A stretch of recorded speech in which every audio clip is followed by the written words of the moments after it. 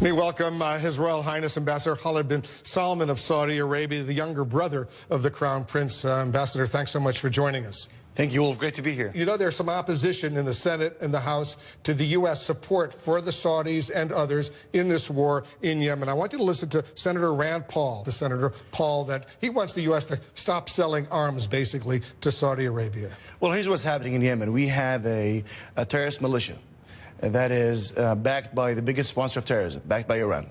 They decided to take over the country. They decided to slaughter their way through to the capital, and they have launched more than 95 ballistic missiles to Saudi Arabia. They have killed Yemeni people. They have threatened our stability and our security and regional stability and security. So this is really a proxy war that Saudi Arabia is having with Iran. This is actually, you know, if we look at on a macro level, Iranian activities in the region, we see Iran have established terrorist militia in Lebanon, Hezbollah, in the early 80s. They have bombed the United States Embassy in 1983. They have bombed the Marine barracks in Lebanon. They have assassinated the Prime Minister. And they have copied that model to Syria. They have, killed 500,000 people in Syria, committed genocide. And they have copied also that model to Iraq.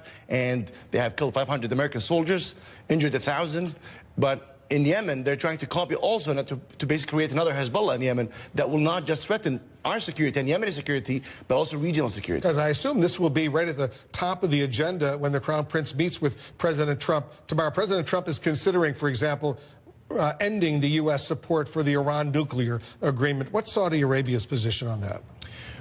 Well, we've been focusing on the weapon of mass destruction, the WMD. What we should really be focusing on is the MD, is the mass destruction that Iran is committing in the region that threatens the regional security and international security.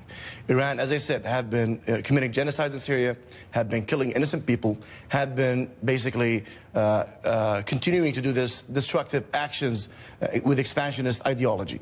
We have to work together with our allies in the United States and the international community to push back on that, to increase our economic cooperation, increase our security cooperation, and to basically serve our mutual interests and face our mutual threats. One final question.